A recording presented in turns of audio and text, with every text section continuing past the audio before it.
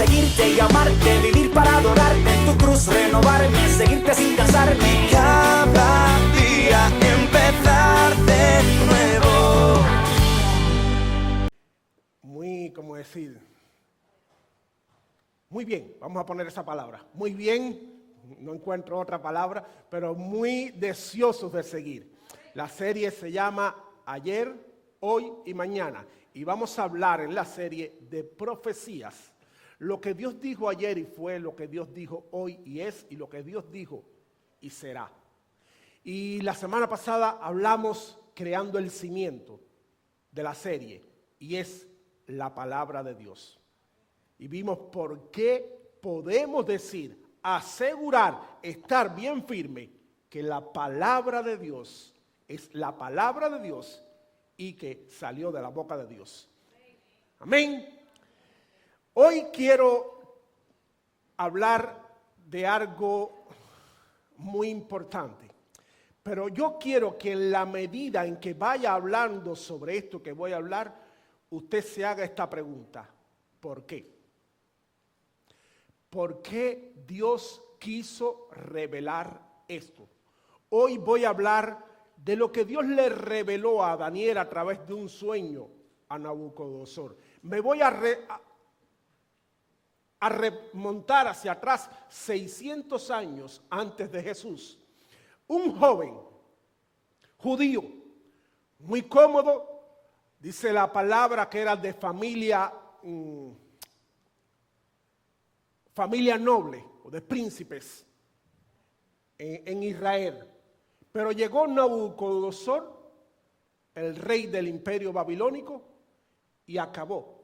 Se llevó, sitió la ciudad y después se llevó cautivo al rey y se llevó cautivo a muchos de los jóvenes. Dentro de ellos, a Daniel.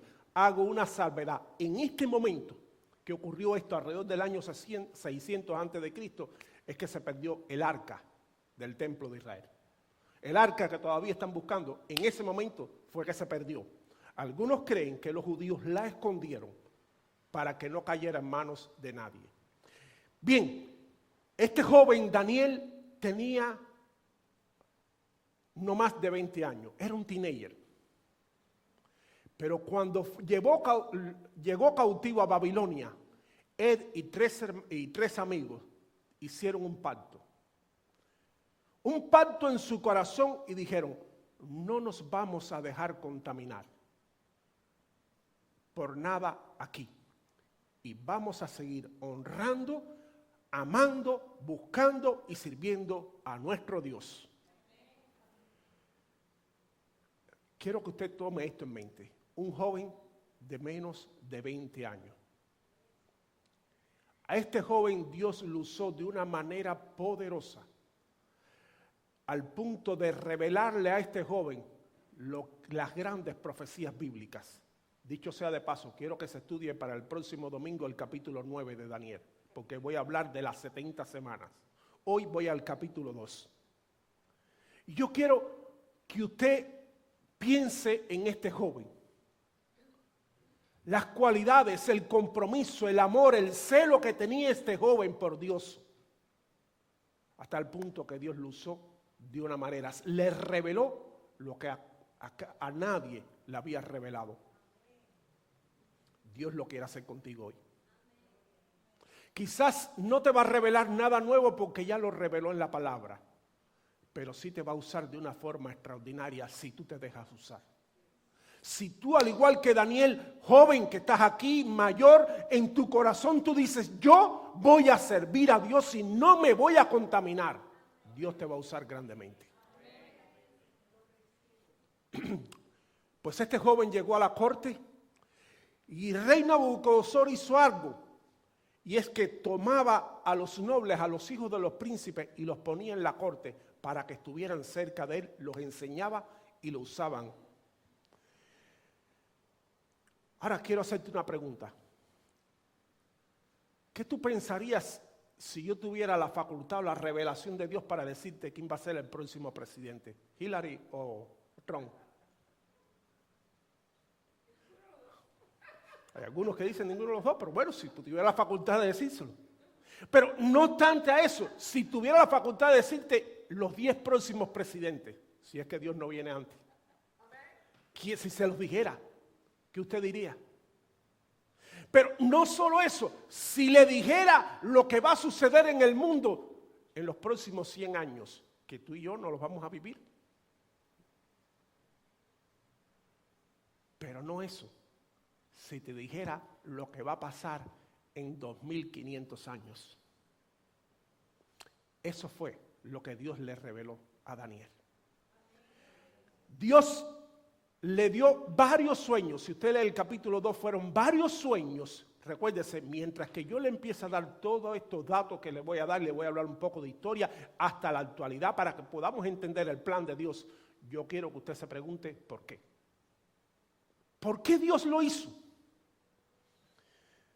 Dios cogió a Nabucodonosor, al rey, y le dio durante varias noches varios sueños. Y el sueño aparentemente era el mismo. Tal fue así que lo turbó. Y él mandó a buscar a toda la corte, a todas las personas que estaban, adivinos, hechiceros, todos los que servían. Le dijo, yo quiero que ustedes me digan qué es lo que he soñado, porque no les dijo el sueño, qué es lo que he soñado y su interpretación. Si no, les mando a cortar la cabeza a todos. No quería jueguito, no quería que lo engañaran. Y dentro de ellos iba a morir Daniel. Pero Daniel dice que tomó a sus amigos, se hincó y empezó a buscar de Dios. Y Dios le dio la revelación. No sabía cuál era el sueño, Dios le dio el sueño y le dio el significado del sueño. Y el sueño es una descripción exacta de todo lo que iba a ocurrir en el mundo político desde el 600 años antes de Cristo hasta la época actual. Por eso lo dije, 2500 años. Dios le reveló a este joven. ¡Wow! Lo que Dios puede hacer contigo. Lo que Dios quiere hacer contigo. Dios delineó de una forma asombrosa la historia humana hasta los días de hoy. Y voy, no sé si me pasaron, ahí está. El sueño que tuvo Nabucodonosor, ese es el título del mensaje, sueño. Es esa estatua. Y esa estatua tenía varios elementos que vamos a ir viendo. La cabeza de oro, el pecho y los brazos de plata, el abdomen de bronce y las piernas de hierro. Y los dedos de las piernas, más abajo, hierro con barro cocido. Y Daniel se presenta delante de Nabucodonosor para darle la interpretación y comienza diciéndole así, capítulo 2, versos 36 al 38. Este fue el sueño que tuvo su majestad. Y este es el significado. Su majestad es el rey entre los reyes. El Dios del cielo te ha dado el reino, el poder, la majestad y la gloria. No la obtuviste tú porque eres grande. No la obtuviste tú por tu poder. El Dios del cielo te dio poder, reino, autoridad. Además de eso, ha puesto en manos de su majestad a la humanidad entera. No la conquistaste tú. Dios ha puesto en tus manos a la humanidad entera. A las bestias del campo y a las aves del cielo. No importa dónde vivan, Dios ha hecho de su majestad el gobernador de todos ellos. Su majestad es la cabeza de oro. ¿Por qué no oramos? Señor, gracias. Gracias por tu palabra, Señor. Gracias, Señor, por lo que tú revelaste, Señor, a Daniel. Gracias cómo lo usaste, Señor. Te pedimos que en esta tarde tú nos hables, Señor. Que salgamos edificados, Señor, de tu palabra. En el nombre de Jesús. Amén y amén. Daniel está escribiendo esto alrededor de un año después de haber sido llevado a Babilonia. Posiblemente estamos hablando del año 585 antes de Cristo. El rey Nabucodonosor, como les dije, se lo llevó cautivo y allí tiene este sueño. Y Daniel le dice, tú eres la cabeza de oro. El reino babilónico fue la cabeza de oro que existió desde el año 625 antes de Cristo al 539 antes de Cristo. Ahora, es de observar que en Babilonia, según la Biblia, es donde tiene origen la brujería, la hechicería, todas las cosas del ocultismo tienen lugar en Babilonia. Babilonia es usada en la Biblia como un lugar de pecado y el lugar del centro de las tinieblas en el mundo antiguo. ¿Y dónde es Babilonia hoy en día? Irak. El país que está en guerra, Irak. Ahí es donde estaba Babilonia y donde están las ruinas de Babilonia. Sigo, dice el verso 39. Después de su majestad surgirá otro reino de menor importancia. Fíjense en cómo los elementos van disminuyendo en valor. Oro, plata, bronce, hierro. Y Daniel le dice, después de ti se va a levantar un reino de menor importancia. ¿Qué reino siguió al reino babilónico? Fue una coalición entre los medos y los persas. Desde el 539 a.C. al 331 a.C. Por eso es que tiene los dos brazos, los medos y los persas. Dios utilizó una imagen, una figura humana para decir y describir todos los imperios que iban a suceder.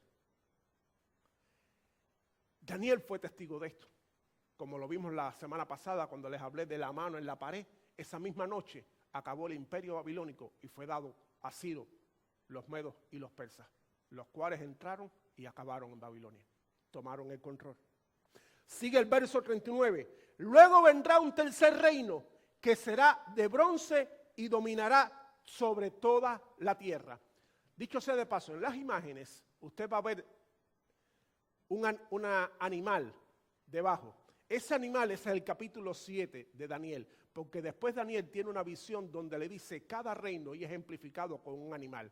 El reino de oro, Babilonia, con un león con alas.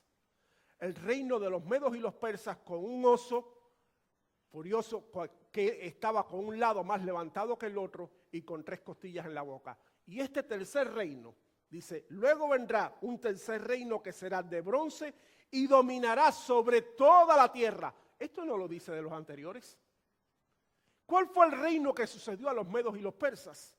Aquellos que saben y han estudiado un poco de historia, saben que fue el imperio griego con Alejandro Magno. Alejandro el Grande.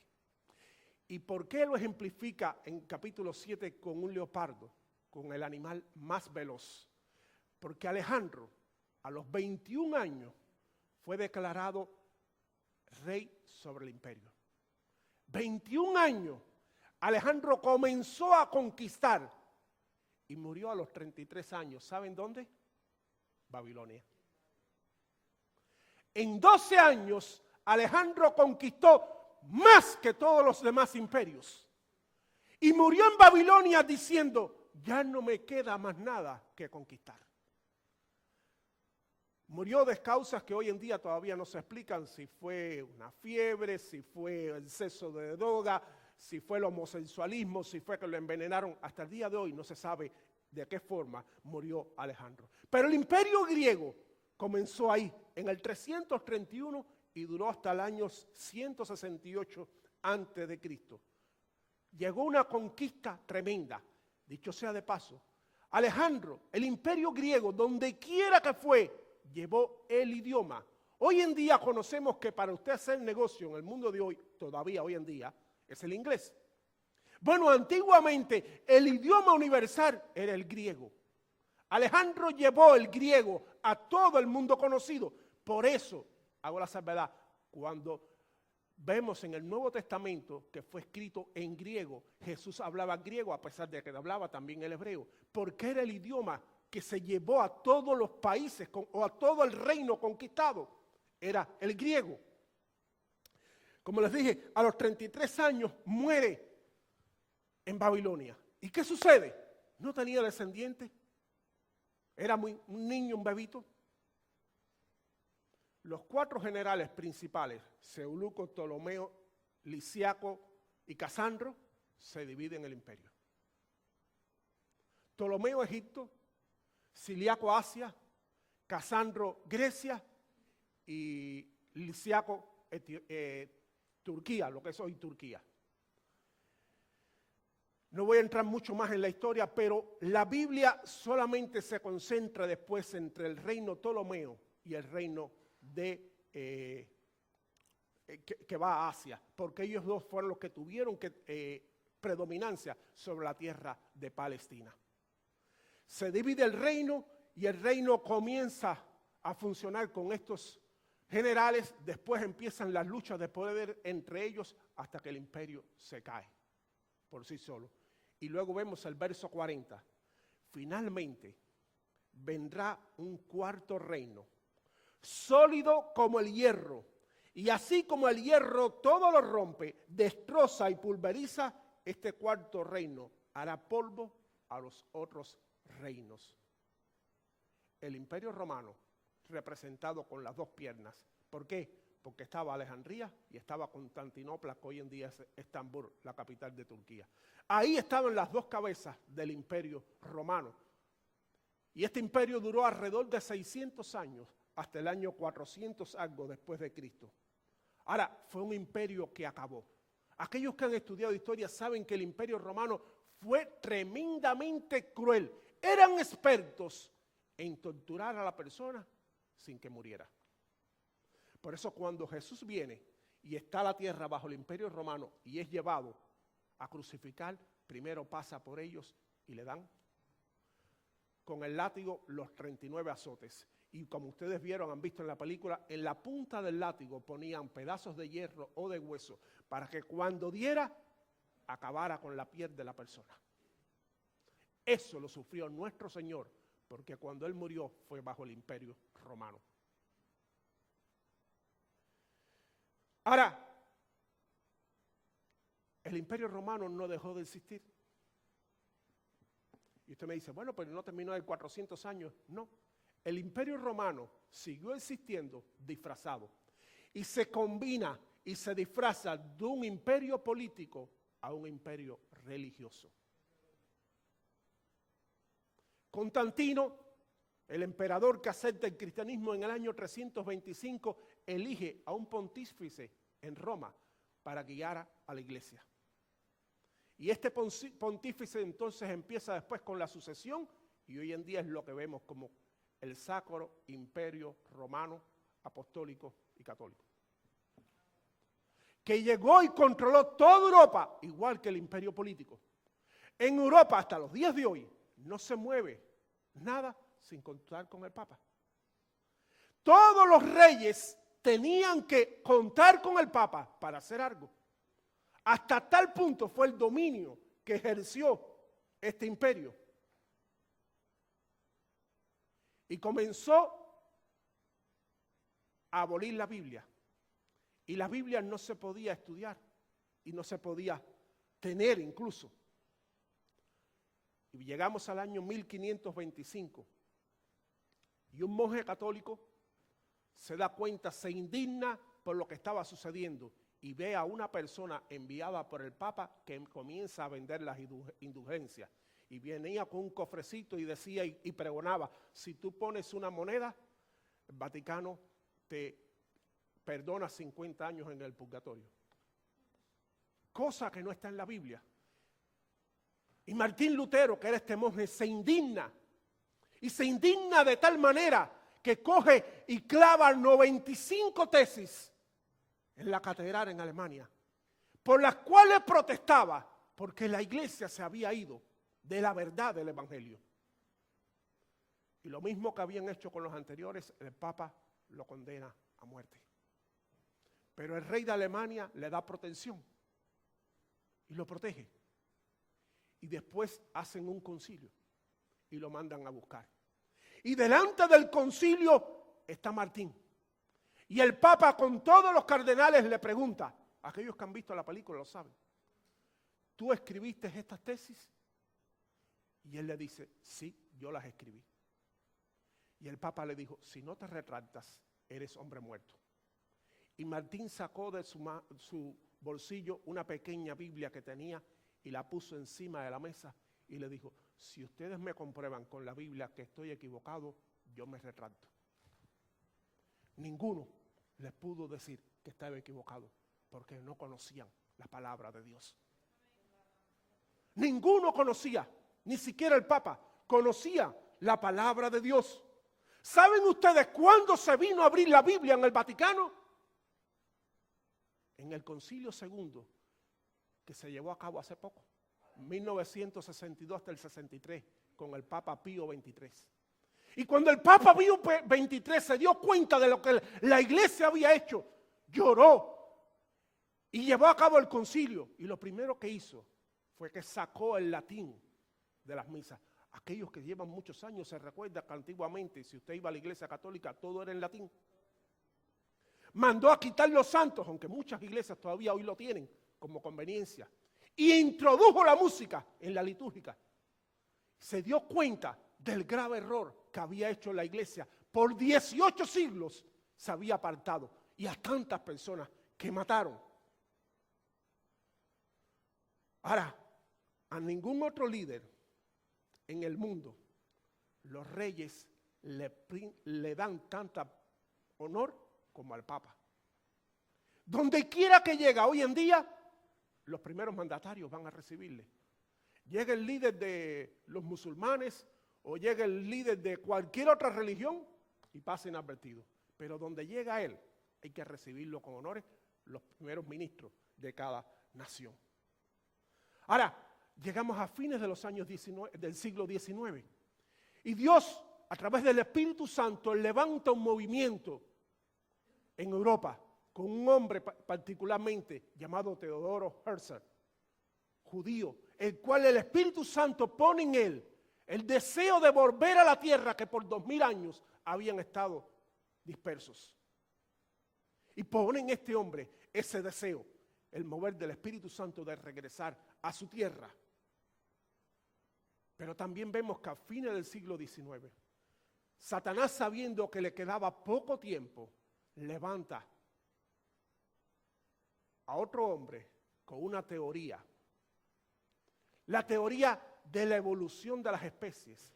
La teoría de que no descendemos de Dios. La teoría de que descendemos de los animales y prevalece el más fuerte. Y entramos en el siglo XX con la teoría de Charles Darwin, la teoría de la evolución de las especies, donde dice que tú eres un animal y como un animal prevalece el más fuerte. Hitler a los 30 años comenzó a leer los escritos de Darwin y los escritos de Nietzsche, un filósofo alemán que llegó a declarar que Dios estaba muerto y que nosotros simplemente éramos animales y que podíamos prevalecer por la ley del más fuerte.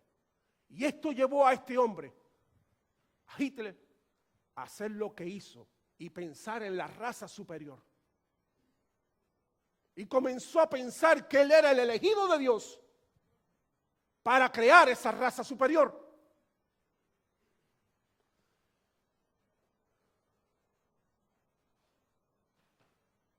Todos sabemos cómo terminó. En un búnker en Alemania se dio un tiro en la cabeza, él y su esposa, cuando se vio perdido. Y entran los aliados después que toman y se dan cuenta de la carnicería humana que este demente hombre había hecho. 6 millones de un pueblo que no le había hecho nada, de un pueblo que ni siquiera tenía territorio, de un pueblo que ni siquiera tenía armas. 6 millones de judíos. Borró de la faz de la tierra.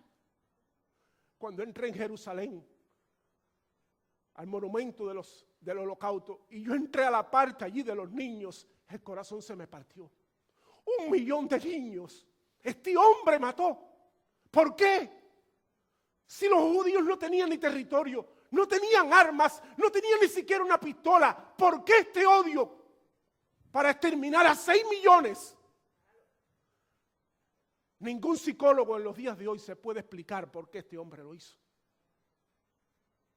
Solamente la Biblia nos da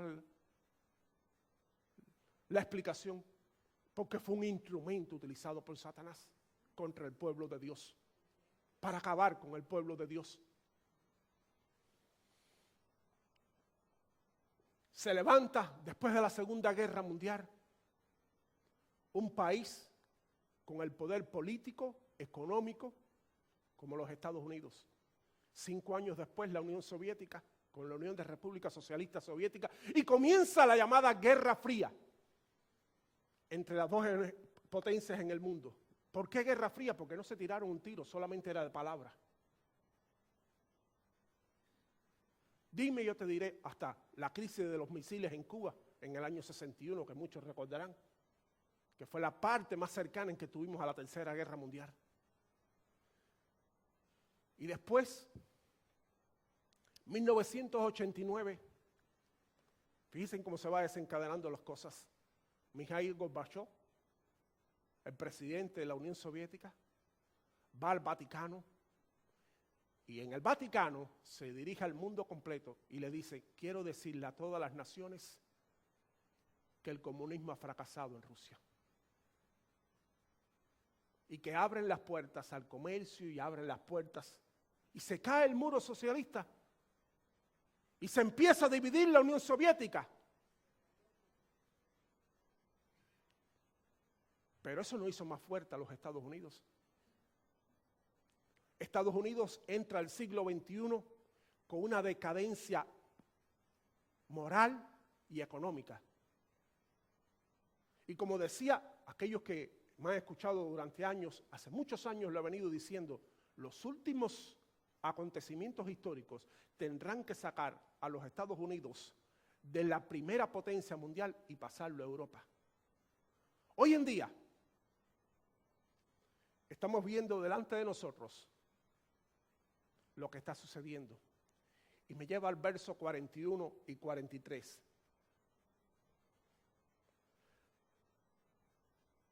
Dice el verso 41 y 43. Su majestad veía que los pies y los dedos de la estatua eran mitad de hierro y mitad de barro cocido. El hierro y el barro que su majestad vio mezclados significa que este será un reino dividido, aunque tendrá la fuerza del hierro, y como los dedos eran mitad hierro y mitad barro, este reino será medianamente fuerte y medianamente débil. Su majestad vio mezclados el hierro y el barro, dos elementos que no pueden fundirse entre sí. De igual manera, el pueblo será una mezcla que no podrá mantenerse unida.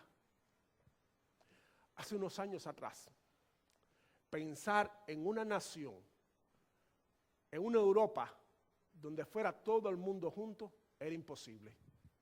Delante de nosotros hoy ha surgido la Comunidad Europea.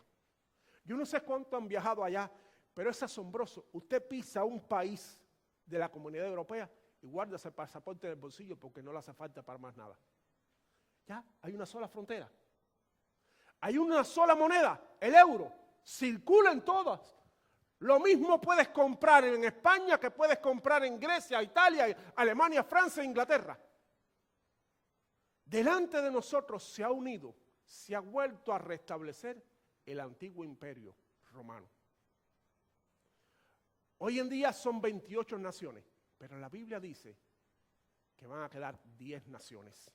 Y salto un momentico a un verso en el capítulo 7 y verso 8, porque aquí es muy importante. Capítulo 7 de Daniel y verso 8. Dice: mientras me fijaba en los cuernos, dicho sea de paso, aquí, los cuernos de la bestia que vieron ustedes en la foto, que el Espíritu Santo en los demás imperios buscó un animal que era conocido. En este imperio no encontró un animal, el Espíritu Santo, con el cual compararle. Y dijo: una bestia espantosa que no podía describir con ninguna otra. Con 10 cuernos, dice el verso 8 del capítulo 7. Mientras me fijaba en los cuernos, vi surgir entre ellos un cuerno más pequeño. Por causa de este fueron arrancados 3 de los primeros. El cuerno pequeño parecía tener ojos humanos y una boca que profería insolencias o blasfemias, dice otro. Este es el anticristo. Ahora, entiendan ustedes, por eso es que decía que tenía que pasar el poder mundial de los Estados Unidos a Europa, porque el anticristo no es ni Bush, ni es Obama, ni es Trump. No, el anticristo va a salir del antiguo imperio romano, que son esos 10 dedos que se van a quedar en 10 naciones. Y usted dice, bueno, ¿y cómo se van a quedar? ¡Hey! No hay que extrañarse, hoy en día a Inglaterra está haciendo, ya están pensando en salirse de la Comunidad Europea. Grecia está pasando por una grave crisis económica que está pensando en también salirse. No nos extraña que en los pocos años que quedan se conviertan en 10. Y cuando usted vea eso, que se empieza a hablar ya no del G12, sino del G10, sepa que estamos a las puertas del fin.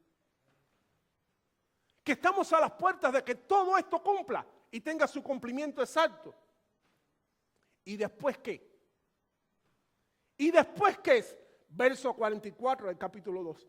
En los días de estos reyes, el Dios del cielo establecerá un reino que jamás será destruido ni entregado a otro pueblo, sino que permanecerá para siempre y hará pedazos a todos estos reinos, el reino de Jesús.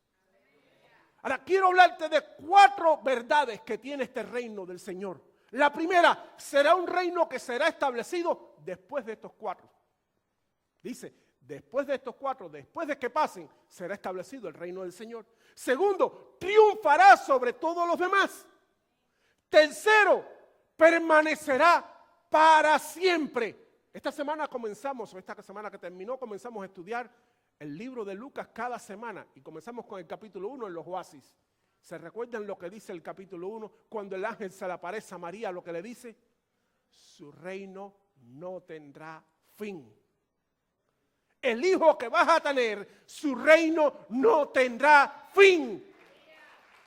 Y aquí Dios se lo estaba revelando. El reino futuro dice, no va a tener fin. Y cuarto, la cuarta característica del verso 45. Dice el verso 45. Tal es el sentido del sueño, donde la roca se desprenderá de una montaña roca que sin la intervención de nadie no nació. No es fruto del ser humano. No tiene que ver con el ser humano esta roca. Hizo añicos al hierro, al bronce, al barro, a la plata y al oro. El gran Dios le ha mostrado a su majestad, Daniel le está hablando, le ha mostrado a su majestad lo que tendrá lugar en el futuro. El sueño es verdadero y esta interpretación digna de confianza. Termino con lo que dije que se preguntara al principio. ¿Por qué razón el Dios del cielo, soberano, que no tenía por qué hacerlo, quiso revelarnos a nosotros, los seres humanos, las cosas que iban a suceder? ¿Con qué objetivo Dios quiso mostrar todo esto a la raza humana? Si Dios es soberano, Él podía dejar que las cosas pasaran y tú nunca supieras nada. ¿Por qué Dios quiso que tú supieras nosotros supiéramos lo que iba a pasar en los postreros tiempos que ya lo estamos viviendo? ¿Saben por qué? Porque Dios te ama tanto que no quiere que te pierdas. Porque Dios te quiere tanto que quiso revelártelo para que estuvieras advertido, para que no te tomaran por sorpresa. Porque Dios quiere vivir en ti. Porque Dios quiere tener comunión contigo. Dios quiso revelártelo para decirte, ¡hey! Esto va a pasar. Pero yo envié a mi hijo para que su reino no tenga fin. Y mi hijo va a destruir a todo esto y él va a implantar un reino diferente a todos estos reinos, el cual yo quiero que tú seas partícipe. Para eso Dios lo reveló. La pregunta ahora es, ¿qué tú vas a hacer con esta revelación? Porque si me has oído escuchar un poco de historia y de la revelación de Dios, y esto te entra por un oído y te sale por el otro, de nada vale. Si de nada vale para ti que Dios te lo haya revelado, es por gusto. ¿Qué tú vas a hacer con esta revelación? Dios quiere que una sola cosa, que tú seas partícipe de ese reino futuro, que tú seas partícipe de ese último reino. ¿Y cómo eres partícipe?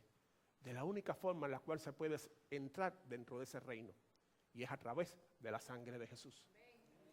La única forma en la cual podemos ser partícipes es aceptando el sacrificio de Cristo en la cruz del Calvario. Pongámonos de pie.